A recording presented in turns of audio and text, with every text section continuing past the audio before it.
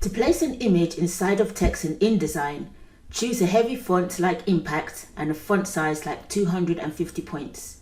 Select the text frame and click on the Type menu. Click on Create Outlines.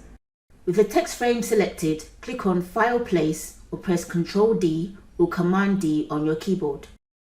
Browse to the image and click OK. Click on Fit Frame Proportionately. Thank you for watching and see you in the next video. Be sure to like this video and subscribe for more.